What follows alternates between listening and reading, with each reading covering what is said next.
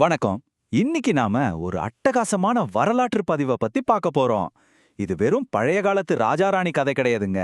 சாத்தியமே இல்லாத கடினமான முடிவுகள், உண்மையான காதல், அப்புறம் தன்னோட மக்களுக்காக ஒரு மன்னன் செஞ்ச ஈடு இணையற்ற தியாகம், இத பத்தின ஒரு ஆழமான பதிவு தான் இது.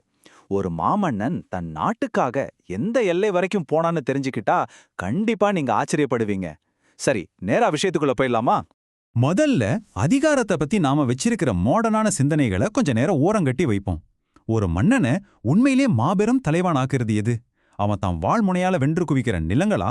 அப்படி இல்லனா தன் மக்களுக்காக அவன் எந்த அளவுக்கு விட்டு கொடுக்க தயாரா இருக்கான் அப்படிங்கறதா? அதிகாரத்தையும் செல்வத்தையும் சேர்த்து வச்சுக்கிறது தான் வலிமைன்னு உலகமே நினைச்சிட்டு இருக்கிறப்போ, எல்லாத்தையும் கொடுக்கறது தான் ஒரு ஆட்சியாளனுக்கு உண்மையான வலிமை அப்படின்னு வாழ்ந்து காட்டின ஒருத்தரை தான் நாம இப்போ சந்திக்க போறோம். நம்ம கதை பண்டைய தமிழ் வரலாற்றோட பொற்காலமான சங்க காலத்துல தொடங்குது. இந்த காலகட்டம் வீரத்துக்கும் இலக்கியத்துக்கும் மட்டும் பேர் போனது கிடையாது.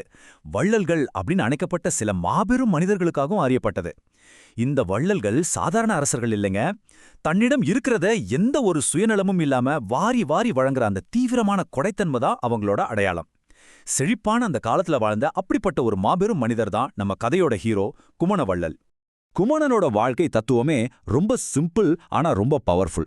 அது தங்கமா இருக்கட்டும், நிலமா இருக்கட்டும், ஏன் சாப்பாடா கூட இருக்கட்டுமே, தன்னிடம் இருக்கிற எந்த செல்வமும் தனக்கு சொந்தமானது கிடையாது, அது முழுக்க முழுக்க மக்களுக்கே சொந்தம் அப்படிங்கிறது தான் அவரோட அசைக்க முடியாத நம்பிக்கை. அவர் அரசவையை தேடி வந்த யாருமே விருங்கையோட திரும்பி போனதே இல்ல. ஆனா இங்கேதான் ஒரு பெரிய முரண்பாடு உருவாகுது. ஒரு பக்கம் அமைதி, மக்கள் நலம், கொடை அப்படின்னு வாழ்ற நம்ம குமணவள்ளல், இன்னொரு பக்கம் மத்தவங்க நிலத்து மேல இருக்கிற பேராசை, அதிகாரம், அப்புறம் போர் வெறியால மட்டுமே உந்தப்படுற ஒரு எதிரி மன்னன். எந்த வம்பு தும்புக்கும் போகாத ஒரு அமைதியான ராஜ்யத்து மேல அதிகார பசி பிடிச்ச ஒரு எதிரி திடீர்னு படையெடுத்து வந்தா என்ன ஆகும்? அதுவரைக்கும் ரொம்ப செழிப்பாவும் அமைதியாவும் இருந்த ஒரு நாட்டுல திடீர்னு போர் முரசு கேக்குது. புகை, நெருப்பு, ரத்தம்னு அந்த அழகான நாடே ஒரு பேரழிவை நோக்கி தள்ளப்படுது. குமணனோட படைகள் ரொம்ப தீரமா போராடினாங்கன்னு தான், அதுல எந்த சந்தேகமும் இல்ல. ஆனா தொடர்ந்து ஏற்பட்ட பயங்கரமான இழப்புகளால மொத்த ராணுவமும் வீழ்ச்சியின் விளிம்புக்கே போயிடுச்சு. நிலைமை கைமீறி போயிடுச்சு. மங்கலான வெளிச்சத்துல ஒரு ரகசிய போர் ஆலோசனை நடக்குது. சோர்வடைஞ்ச அமைச்சர்கள் ஒரு கசப்பான உண்மைய மன்னனுக்கிட்ட சொல்றாங்க. 1, பட தோல்வி அடைஞ்சிடுச்சு. 2, நாடு முற்றிலுமா அழியப் போகுது. 3, இந்த அழிவை தடுக்க ஒரே ஒரு வழிதான் இருக்கு. மன்னன் குமணனே நேரா போய் எதிரிகிட்ட சரணடையணும். தப்பிக்க வேற எந்த வழியும் இல்லாம ஒரு பெரிய பொறிக்குள்ள குமணன் மாட்டிக்கிட்டாரு. அந்த இருண்ட இரவுல அந்த அறையில ஒரு கனமான பயங்கரமான மௌனம் நிலவுது. உண்மையிலே குமணனுக்கு தன்னோட உயிரை பத்தின பயம் துளி கூட இல்ல.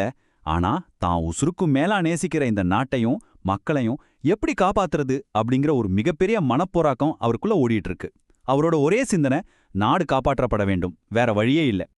அடுத்ததா அரசின் அமைதியான வலிமை மற்றும் உண்மையான இல்லறத்தின் சக்தி பத்தி பார்ப்போம்.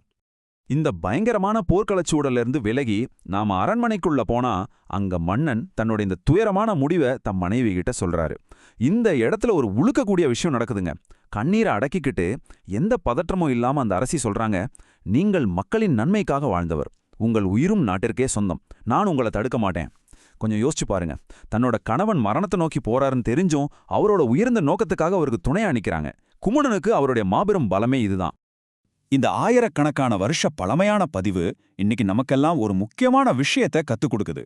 உண்மையான இல்லறம் அல்லது பார்ட்னர்ஷிப் அப்படிங்கிறது எந்த பிரச்சனையும் இல்லாம அமைதியா வாழ்றது மட்டும் கிடையாது.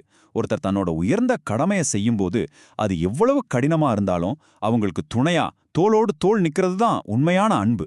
தங்களை தாண்டி ஒரு பெரிய நோக்கத்துக்காக தன்னலமில்லாம சப்போர்ட் பண்றது தான் சிறந்த துணைக்கு அழகு.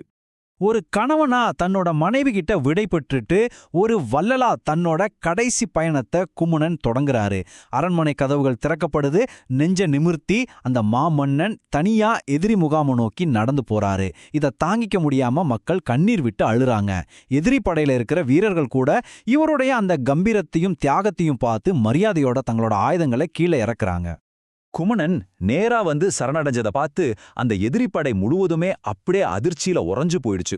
குமணனோட உண்மையான பெருமை அவர் வாரி வழங்கின தங்கத்திலேயோ நிலத்திலேயோ இல்ல, தன்னோட மக்களுக்காக தன் உயிரையே கொஞ்சம் கூட யோசிக்காம கொடுக்க வந்த அந்த தியாகத்துல தான் இருக்குன்னு எதிரிகளும் புரிஞ்சுக்கிட்டாங்க.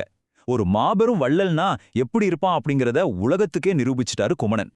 குமணவள்ளல் மற்றும் அவரோட மனைவியோட இந்த தியாகம் காலத்தை வென்ற ஒரு மகத்தான பாடம்.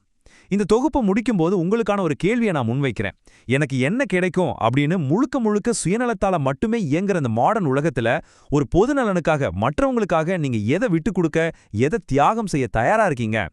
குமணனோட இந்த ஆழமான கடமை உணர்வு இன்னைக்கு உங்க வாழ்க்கையில எப்படி எதிரொலிக்குதுன்னு கொஞ்ச நேரம் யோசிச்சு பாருங்க. இந்த தொகுப்போட இணைந்திருந்ததற்கு நன்றி. தொடர்ந்து கற்போம்.